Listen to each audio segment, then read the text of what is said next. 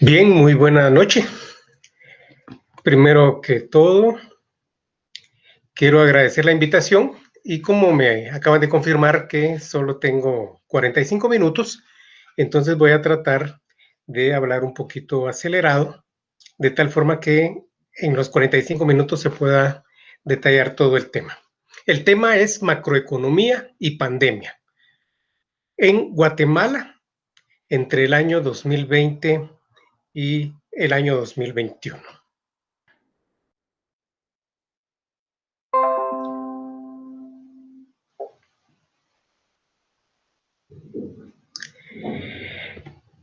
Vamos a iniciar aclarando que las acciones que los gobiernos de los países del mundo han implementado para hacerle frente a la pandemia del COVID-19 han llevado a sus economías a resultados negativos en la mayoría de los índices de desempeño productivo en lo que va del año 2020.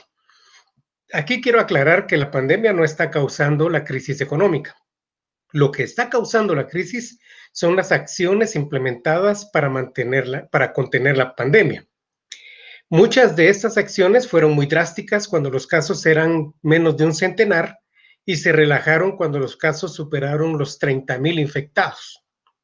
Esos comportamientos explican una caída de la economía global que, según la más reciente evaluación del Fondo Monetario Internacional, publicada el 4 de julio del 2020, fue de menos 4.9%.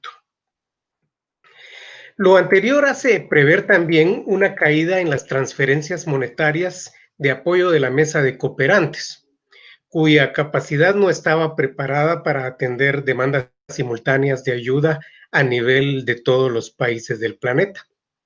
Esto provocará una reducción de la capacidad de atención de las instituciones sin fines de lucro que apalancan en buena medida las débiles capacidades instaladas de las instituciones de gobierno, incluyendo, por supuesto, las desfinanciadas capacidades del gobierno guatemalteco.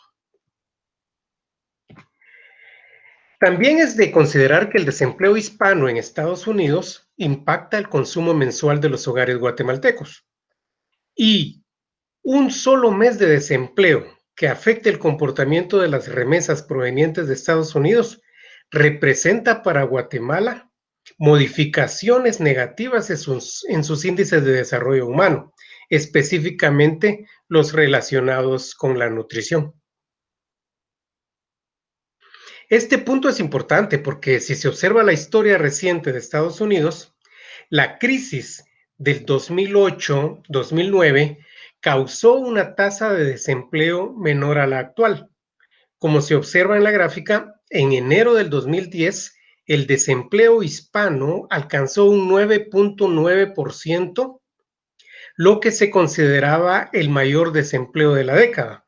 Sin embargo, por efecto del COVID-19, el desempleo hispano en Estados Unidos ha sido impactado un 18.9% en abril, un 13.3% en mayo y un 11.1% en junio. Al hacer referencias específicas según focos de interés, se reporta que Estados Unidos refleja una contracción del crecimiento de su Producto Interno Bruto de menos 8%. La Unión Europea se retrajo en menos 10.2%, América Latina y el Caribe lo hicieron en menos 4.9% y en el Oriente Medio y Asia Central, con un menor impacto, se señala una contracción de menos 4.7% en el crecimiento del año 2020. Frente a estos escenarios, Guatemala como país necesita mantener la capacidad fiscal para realizar las intervenciones específicas en el ámbito social y económico según sus compromisos. Se evalúa que la caída de la recaudación en el primer semestre del año, como efecto del COVID-19, fue de 1,651 millones de quetzales. Esto indica que es posible una recuperación exitosa de la carga tributaria para el resto del año.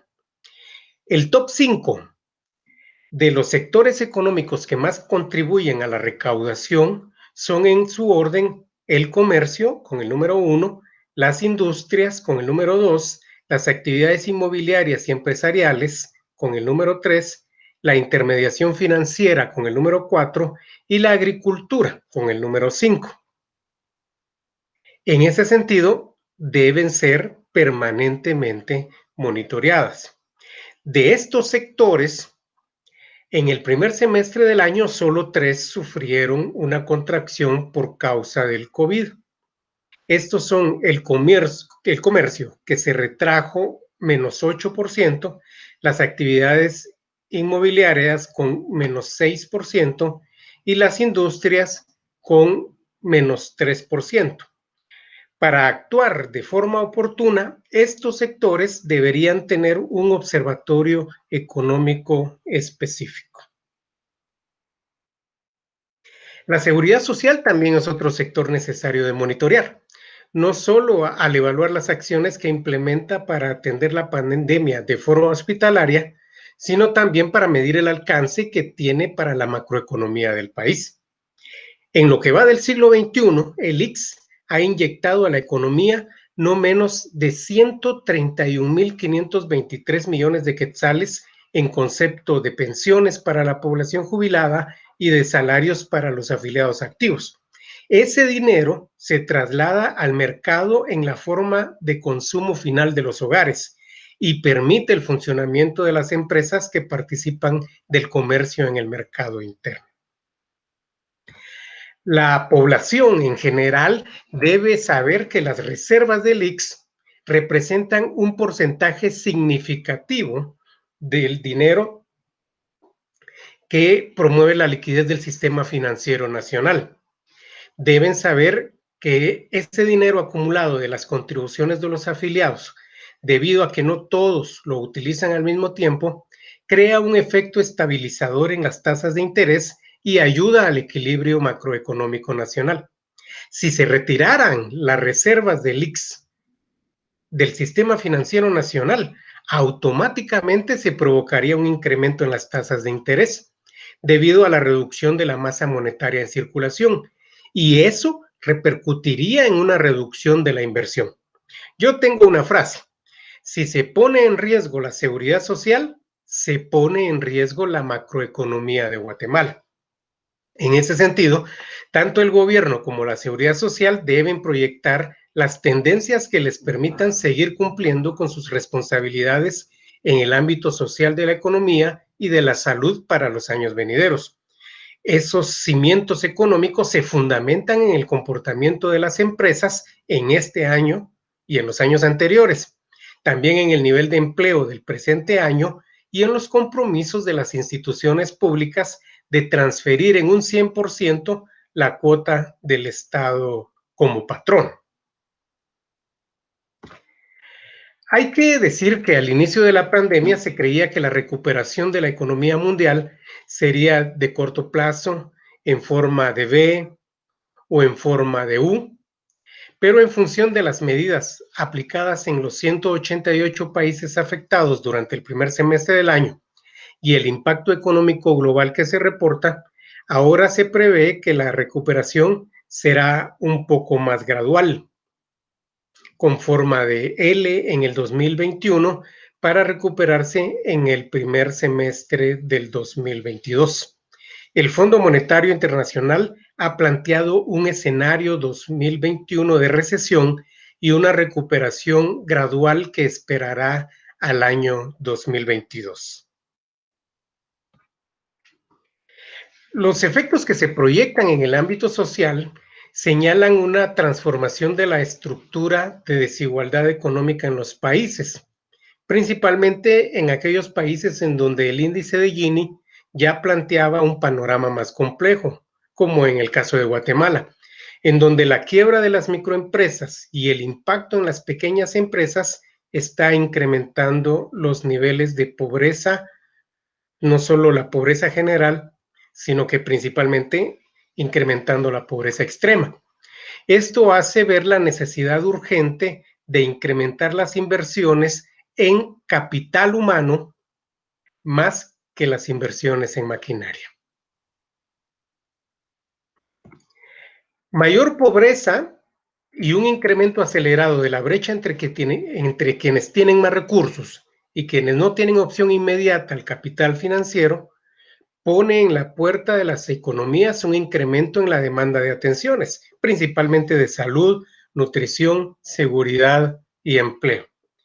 Esto, en palabras del Fondo Monetario Internacional, supone un brote de daños a largo plazo por el lado de la oferta, lo que va a impactar la productividad y la tendencia del empleo, creando, por supuesto, un crecimiento constante del desempleo. El daño en las economías emergentes será mayor debido al escaso margen de maniobra de la política económica en esos países. Por lo tanto, para Guatemala se espera un año 2021 más difícil por el lado del sector público, en función de la necesidad de pagar una deuda externa incrementada y cuyos servicios de la deuda amenazan con superar el gasto social más alto que se venía realizando. Lo que quiero decir es que a partir del año 2021, el pago de los servicios de la deuda pública podría superar el gasto en educación. Aquí es importante recordar que debido a la pandemia, el déficit fiscal del año 2020 alcanzó el 6% del PIB. Y si bien es cierto que en el periodo de pandemia las familias quieren salud, vamos a aprender en la práctica que una vez la enfermedad no les afecte, los ciudadanos quieren comida, vestido, vivienda y la atención de sus necesidades básicas. Entiéndase una oportuna dotación de servicios como agua, energía eléctrica, telefonía, tren de aseo, carreteras, pensiones, educación y una baja inflación. Ante esa demanda, que para el otro año será una demanda incrementada, no se les podrá decir que todos los recursos se invirtieron para la construcción de hospitales provisionales y para sanar a quienes salieron de esos hospitales. En otras palabras, si no hay un crecimiento responsable de los ingresos fiscales, el pago de la deuda representará una contracción del gasto de gobierno en todos los ministerios. Quiero dejar claro algo. Si el gobierno deja de gastar, se reduce en la misma proporción la demanda de servicios, de bienes y servicios del sector privado. Y si se decide no reducir el gasto de gobierno, entonces se tendrá un incremento significativo del déficit fiscal que, como vemos en este año 2020, es el más alto de toda la historia. Esta encrucijada debe motivar a los tomadores de decisiones a promover un entorno macroeconómico acertado. Según se observa en primera instancia, el resultado de las medidas para contener la pandemia ha deprimido la mayoría de actividades económicas. Y si bien algunos sectores mantienen crecimientos positivos, estos crecimientos son mínimos en comparación con la tendencia que les antecedía. Un ejercicio que hemos realizado de comparación entre el nivel alcanzado en diciembre del 2019 con la proyección a diciembre del 2021, dejando a un lado el comportamiento del año 2020, muestra que solo 8 de los 17 sectores de la economía medidos ahorita en las cuentas nacionales base 2013 son los que van a tener una recuperación económica de corto plazo. Estamos hablando de la industria manufacturera, de la actividad del comercio, de las comunicaciones, la enseñanza, la electricidad, el transporte, los servicios de alojamiento y los otros servicios menores. Aquí estamos hablando de lavanderías, peluquerías, salones de belleza, actividades deportivas y recreativas, actividades artísticas y también de la industria del entretenimiento.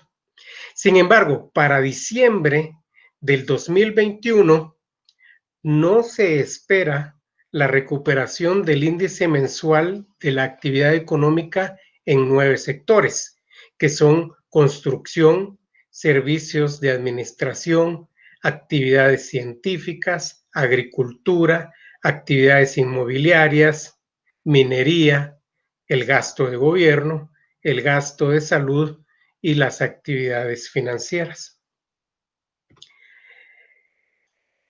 Además, no podemos negar que estas tendencias de la economía tienen una relación de impacto con los niveles de pobreza extrema.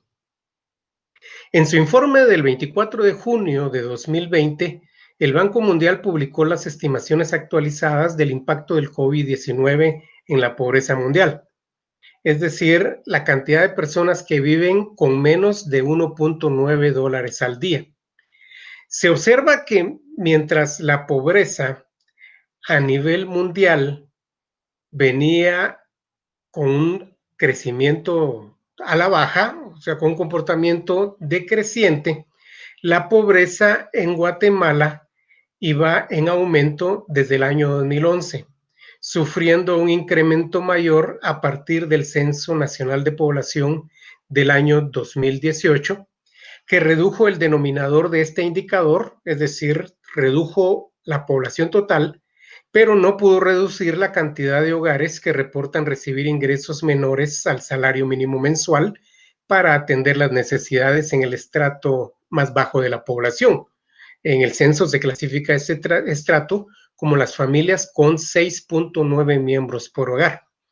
En ese sentido, con las proyecciones del POCALNET del Banco Mundial aplicadas a los indicadores nacionales, se prevé que la cantidad de personas en situación de pobreza extrema en el año 2021 se eleve al 29.2% de la población, lo que se debe tomar en consideración porque se va a tener que vivir o convivir con 4.9 millones de pobres extremos en el país.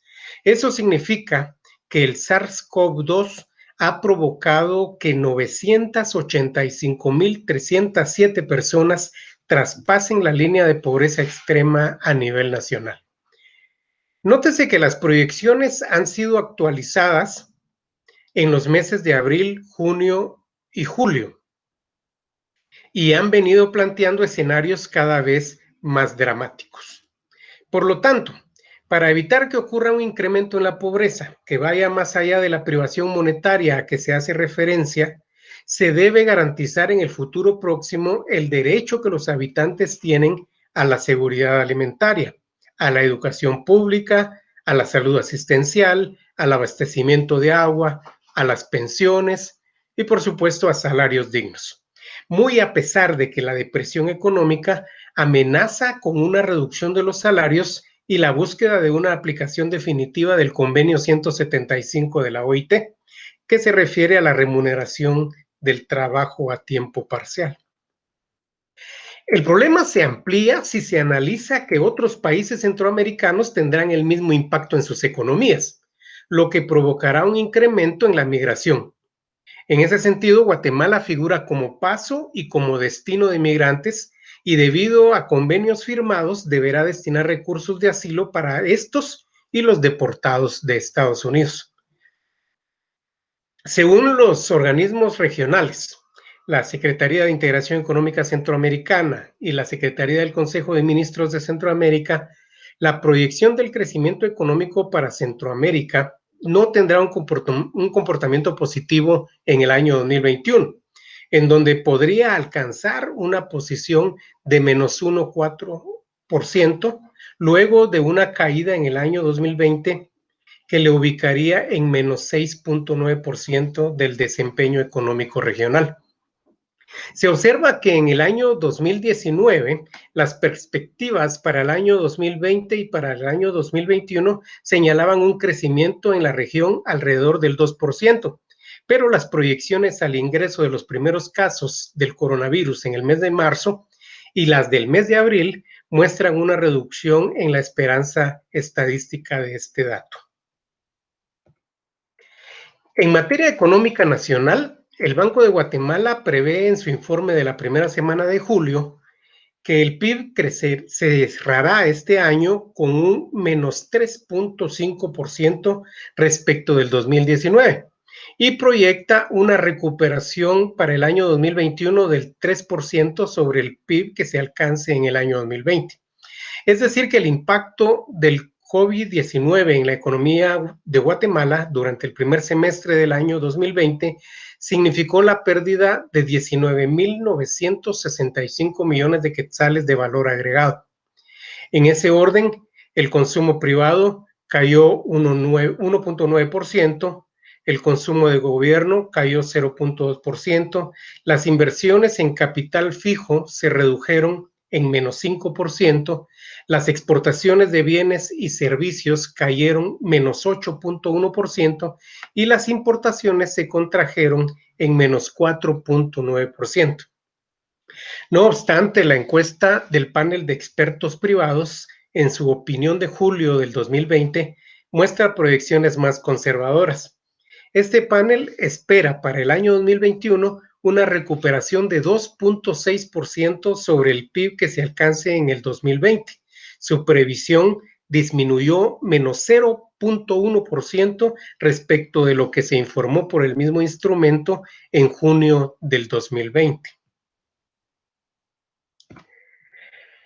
Ocurre que el índice mensual de la actividad económica de Guatemala del año 2020 muestra que las actividades económicas más afectadas por las medidas implementadas por el gobierno para contener el avance del COVID-19 en el país, al 30 de junio fueron 11 de 17 sectores. Estos son el comercio, la reparación de vehículos, industrias manufactureras, actividades de alojamiento, servicios de comida en restaurantes, comedores y hoteles, enseñanza, transporte público, almacenamiento, construcción y otras actividades de servicios, entre las que se podrían citar lavanderías, peluquerías, salones de belleza, actividades deportivas, actividades recreativas, actividades artísticas y, por supuesto, la industria del entretenimiento.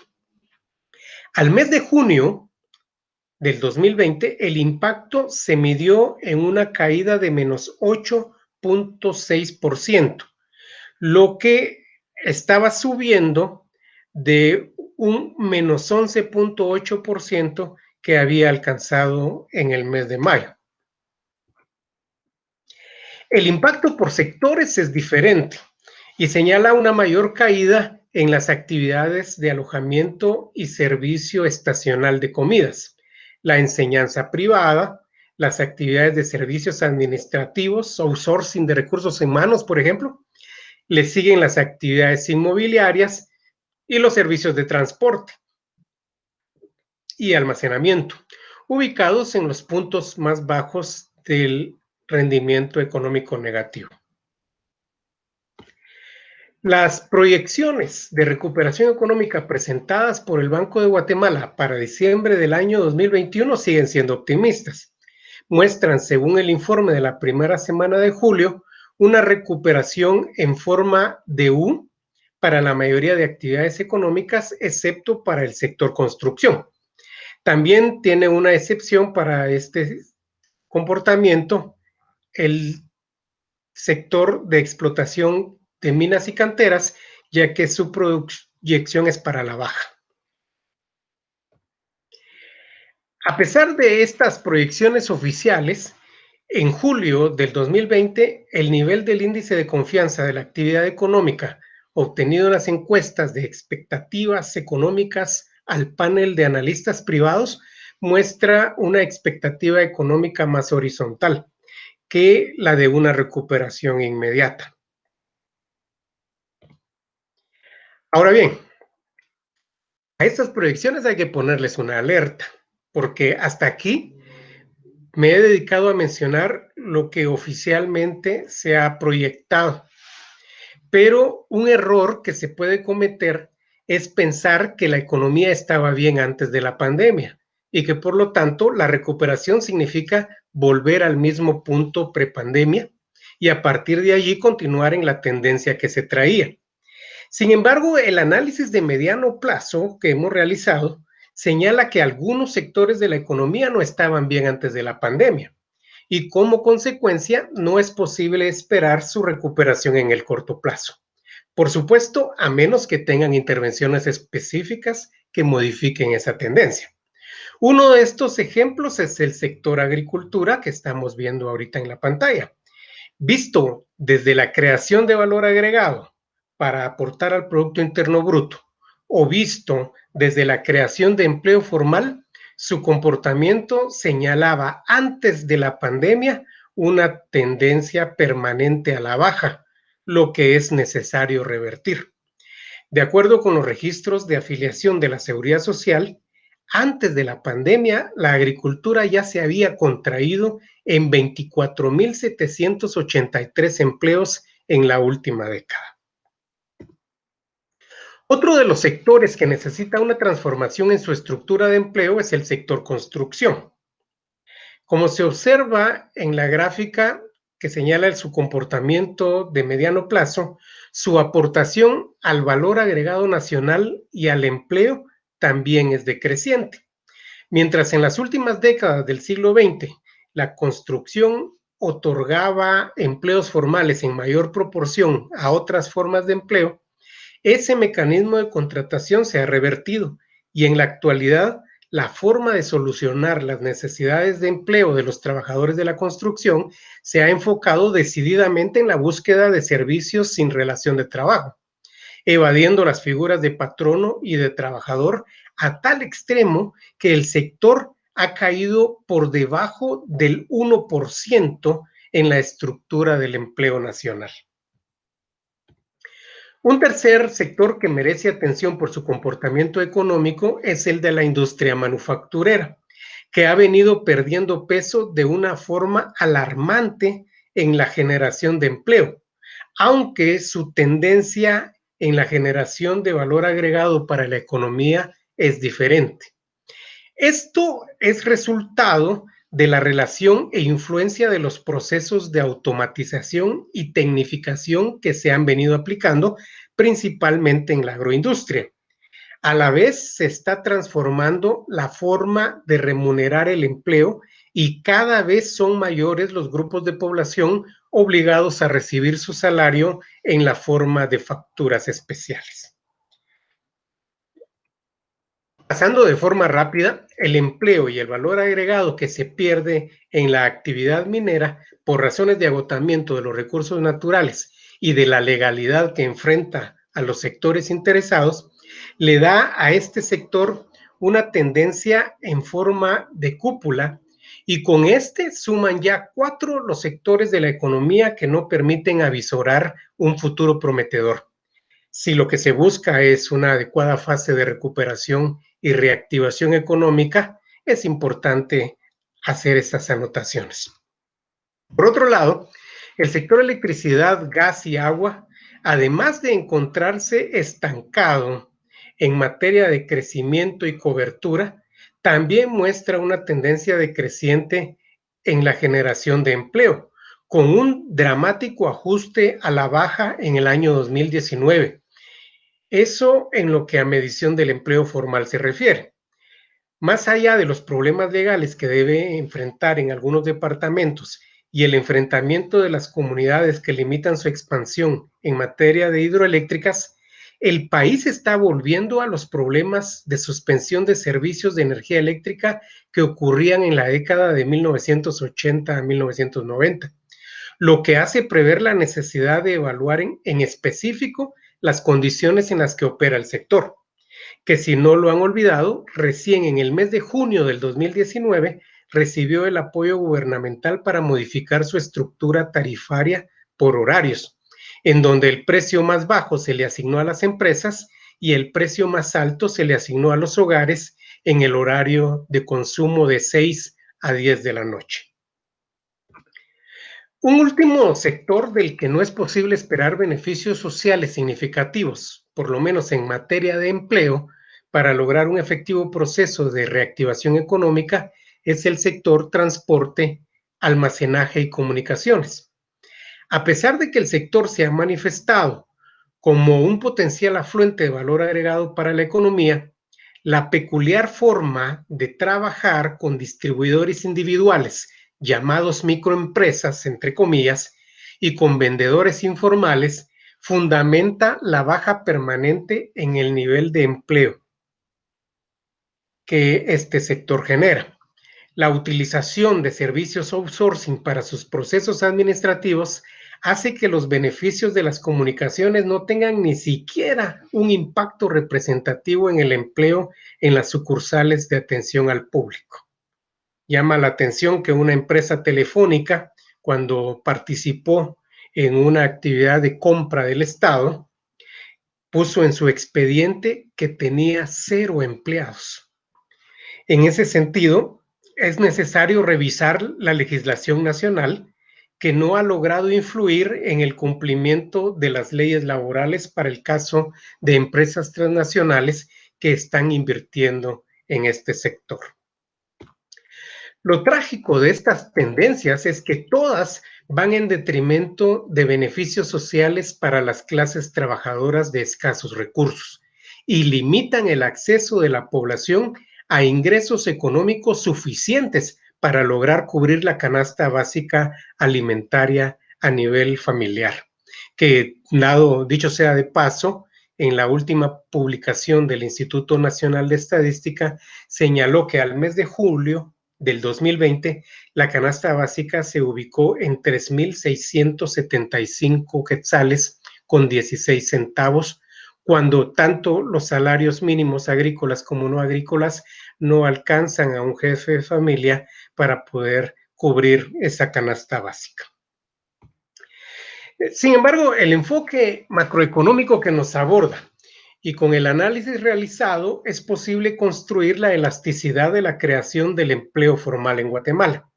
En función de ese indicador, se determina que por cada millón de quetzales que se producen de valor agregado para el Producto Interno Bruto en el país, se generan únicamente 2 empleos formales a nivel nacional. Nótese que hasta el primer año de este siglo, los empleos que se generaban por cada millón de quetzales en el Producto Interno Bruto Nacional eran 6, pero el indicador muestra una transformación acelerada en la estructura del empleo, lo que se estaría rematando si se llega a la total aplicación del convenio 175 denominado empleo a tiempo parcial. Esto hace prever que la reactivación económica del país empuja a revisar los instrumentos de política económica disponibles para cambiar la racionalidad en la generación de valor económico, en función de saltar los obstáculos que están monetizando al país, pero sin motivar un desarrollo social inclusivo. La reactivación económica no puede ir en la línea de la creación de empleos precarios con un teletrabajo remunerado por debajo de las expectativas de la generación del valor agregado, pagando un salario mínimo por hora que incremente la cantidad de población en situación de mendicidad. No se puede hablar de lograr que las empresas conserven el empleo formal que generan cuando la empleabilidad va en marcado detrimento. Mientras los incentivos fiscales, como se pueden ver en la pantalla, motivan una mayor brecha entre la generación de ganancia y el derrame de la remuneración de los asalariados sigue siendo cada vez menor. El único respiro que la población guatemalteca tiene en materia de empleo para mejorar las condiciones de limitación económica que presentan los trabajadores y todos los demás guatemaltecos es el bono 14, el aguinaldo y las vacaciones pagadas. Generar empleo fuera de esas condiciones es improcedente y atentaría contra el nivel de vida de la población. En ese sentido, es necesario analizar si todas las medidas fiscales aplicadas tendrían que ir en la línea de apoyar al sector productivo, sin considerar la remuneración de los asalariados.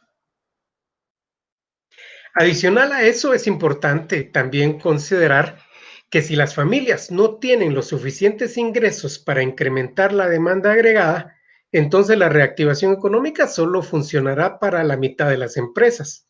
Y el camino que propondrán las empresas que quedan será alimentar el círculo de la recesión a través de la promoción de salarios cada vez más bajos, violentando las premisas de la economía de mercado planteadas por Adam Smith desde 1776, cuando explicó de dónde provenía la riqueza de las naciones. o cambiando el postulado de John Maynard Keynes, que plantea que el consumo final está determinado por las expectativas de renta de los trabajadores. En ese sentido, no es de extrañar que aunque se reactive la economía, siga persistiendo la pérdida de ventas porque estas dependen de los ingresos de las familias. Por otro lado, de acuerdo con la información de los boletines estadísticos de afiliación del Instituto Guatemalteco de Seguridad Social, solo existen 2 sectores que están apalancando los beneficios de pensiones por jubilación para los empleados formales en el país. El sector servicios, que se abona principalmente de todos los trabajadores de las entidades descentralizadas y autónomas del gobierno, y el sector comercio formal, que se sustenta en la estructura de centros comerciales que ahorita están impactados en este periodo de pandemia. El resto de sectores viene decayendo sus tasas de participación o de contribución al empleo formal en función de la elasticidad antes referida y que, como ya vimos, tiene una pendiente negativa. Eso permite adivinar que en el corto plazo la existencia de menos personas de la tercera edad pensionadas provocará un incremento de la mendicidad y una caída permanente en el consumo.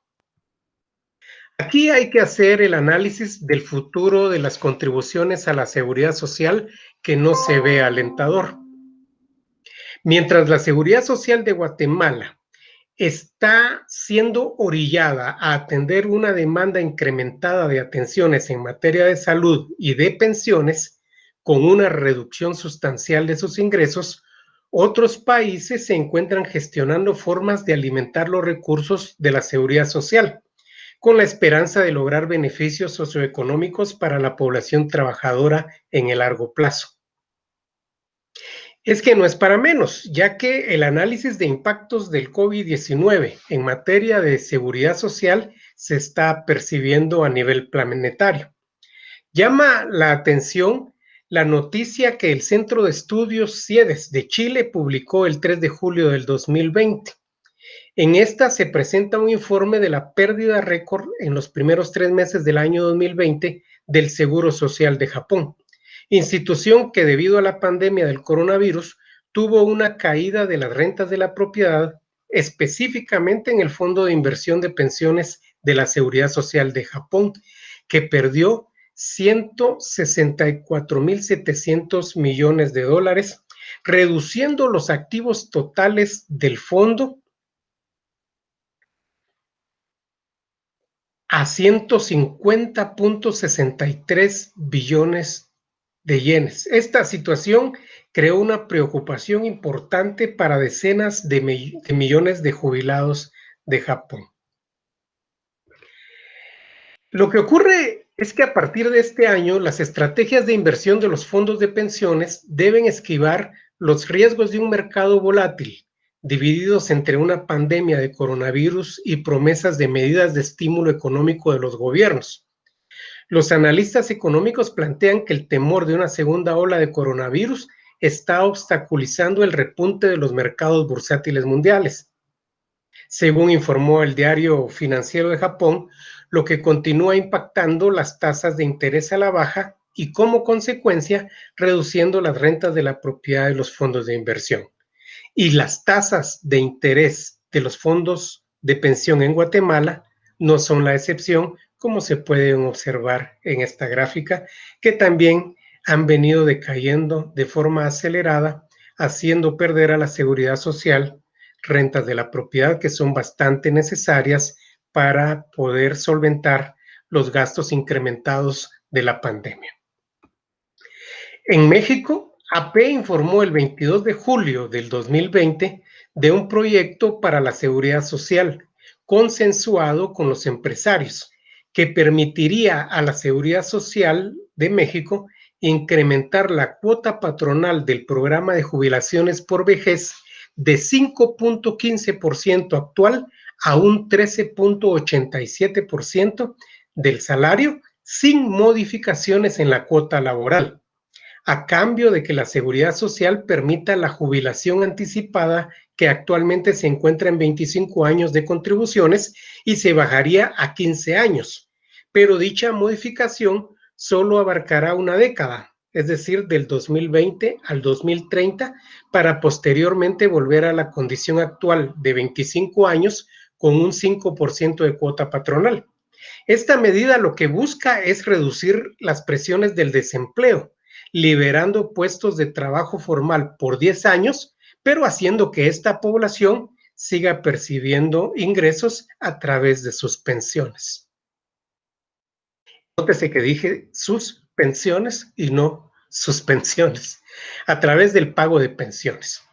Es importante también recordar la forma de cómo salió Italia de la crisis del 2009, convirtiendo los empleos de 8 horas en empleos de 4 horas, en donde el seguro de desempleo financió el 50% del salario de las 4 horas no laboradas por los trabajadores. Guatemala podría iniciar aplicando un seguro de desempleo con beneficios adelantados para atender a quienes ya perdieron el empleo, eso sí, como una medida temporal y reembolsable, que alimentaría las reservas del seguro de desempleo. Asimismo, para incrementar la productividad, una estrategia posible sería dividir la semana laboral en periodos de 4 días, en donde unos trabajadores realicen sus tareas laborales de domingo a miércoles y otros trabajadores lo hagan de jueves a domingo. Se trabajan 4 días y se les pagan 5. Ese quinto día sería financiado con un subsidio de gobierno siempre y cuando las empresas que se acojan a ese esquema garanticen la contracción de empleos formales con todas las prestaciones de ley. Esta propuesta traería dos consecuencias. Por supuesto, un incremento de la productividad, lo que permitiría mantener constantes los niveles de precios o inclusive una reducción de precios, pero también los trabajadores tendrían que sacrificar esa comodidad de estar sábado y domingo descansando en su casa en la mayoría de los casos. Lo adecuado de esta estrategia es que no se financiarían actividades improductivas. El problema de la falta de financiación en las finanzas públicas se puede resolver solicitando a la mesa de cooperantes un año de gracia en el pago de los servicios de la deuda, lo que permitiría un financiamiento sin costo. Lo que está claro y que debemos comprender muy bien es que antes de implementar cualquier solución, es importante comprender que lo ocurrido en Guatemala durante el periodo de toques de queda, es decir, de marzo a junio, ha resultado en una contracción del consumo de los hogares y una retención precautoria de las inversiones por el lado de las empresas. Eso constituye, en términos económicos, un choque de demanda, tal como lo plantean Baldwin y Tomiura en esta publicación reciente del 2020. La situación provocada por un choque de demanda se puede complicar si el gobierno, como gran consumidor en las economías de mercado, implementa una política de austeridad. Eso sería lo peor que se puede preparar en el gobierno, porque contraería más el consumo y provocaría inflación. Esto plantea un riesgo adicional que tiene que ver con la debilidad estructural de las instituciones públicas guatemaltecas. Y estoy refiriéndome a la lentitud que no se ha podido revertir en agilizar las compras en el marco de la Ley de Compras y Contrataciones del Estado. Quiere decir que si el año 2021 el gobierno sigue con esa pausa en la compra, pues obviamente esa política de austeridad se estaría aplicando. Estas acciones provocarían un ciclo de realimentación de los impactos negativos sobre la economía y podrían provocar un bloqueo en la cadena de suministros, impactando en el corto plazo la productividad y el empleo. La respuesta automática del sistema ante un choque de demanda es un incremento en los precios, como primera posición, y la aplicación de medidas para lograr una reducción de los costos en segundo lugar, lo que implica la reducción de salarios. Para evitar ambas reacciones, es importante en estos momentos de debilitamiento de la actividad económica fortalecer la productividad de las empresas y que se eleve la cobertura de la seguridad social. Un seguro de desempleo considero que es oportuno para alentar la confianza de los agentes económicos. Un error en el que se puede caer es considerar únicamente los impactos económicos directos, ya que alargarían la duración de los efectos en las estrategias de producción y permitirían una transformación errónea de la estructura del empleo. Es importante, para evitarlo, aplicar medidas de política económica que también puedan revertir los efectos negativos que se van a provocar en el mercado externo. Para eso hay que inducir una respuesta sistemática a la disminución de la actividad económica de los principales socios comerciales de Guatemala, específicamente Estados Unidos, El Salvador, Honduras, México y Nicaragua. También es importante establecer una posición respecto de un posible desabastecimiento de insumos, lo que estaría originado por una reducción de la capacidad de entrega de los países de origen de nuestras importaciones. En ese sentido, el monitoreo permanente de lo que ocurre en Estados Unidos, en China, México, El Salvador y Costa Rica como los principales proveedores de las importaciones de materias primas para Guatemala es importantísimo, con el fin de establecer posibles alternativas ante la escasez de materias primas. Un programa de reactivación de los servicios de turismo también es necesario y sumamente importante para no afectar las cadenas globales de valor. Sin embargo, es importante operar sobre la incertidumbre de los inversionistas. Tengo que señalar aquí que la promoción de los sitios turísticos es una vía ya agotada. Quiere decir que no podemos salir con publicidad afuera de Guatemala diciendo, mire, vengan a Guatemala porque aquí hay sitios turísticos y que son 4. Lo que sí tenemos que aplicar es que, a pesar de que eso ya no funciona, no se han agotado los mecanismos de mercadeo que debieran de ser diferentes. Aquí es importante hacer notar que se ha confundido el enfoque del turismo. Se intenta convertir los sitios turísticos en lugares 5 estrellas cuando el turista lo que busca es conocer la realidad tal cual es, por lo que no es necesario cambiar los sitios turísticos, sino facilitar que tengan servicios, guías de turistas y lugares de alimentación y de atención a las necesidades del turista. Satisfaciendo esas necesidades, podemos dejar sin tocar los sitios turísticos y promocionar a la fecha 1,124 sitios turísticos de Guatemala que, a pesar de ser fuentes posibles de empleo, no se están explotando en la promoción turística del país. La presión fiscal que se origina por la disminución en la recaudación y la presión que se ejerce por el lado del aumento del gasto público deben ser apropiadamente manejadas, principalmente con el reforzamiento de la gobernanza. Aquí es recomendable solicitar un periodo de gracia para el pago de los servicios de la deuda pública, ya que si el déficit se financia con más deuda, se provoca una reducción permanente en el margen de maniobra del Estado, lo que crearía crisis múltiples de inseguridad alimentaria, incrementos de la demanda insatisfecha en los servicios públicos de todo tipo, mayor migración y desplazamientos internos, problemas en la marginalidad urbana e incremento de la violencia.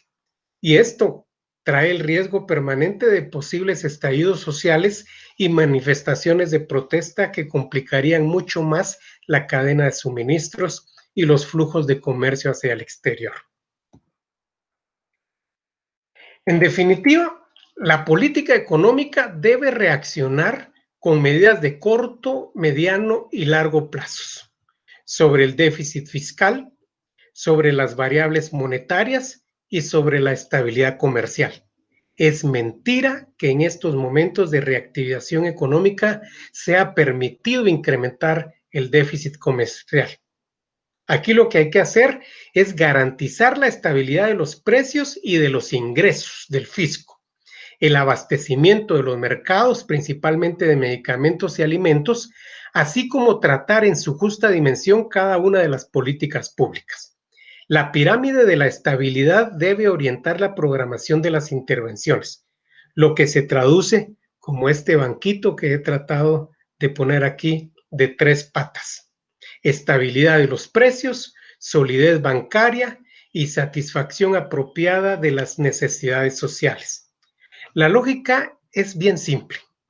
Las empresas deben producir, pero las familias deben tener capacidad para consumir. Si no ocurre eso, no hay reactivación económica. Muchas gracias por su atención y quedo en este momento disponible para atender las preguntas que puedan plantear.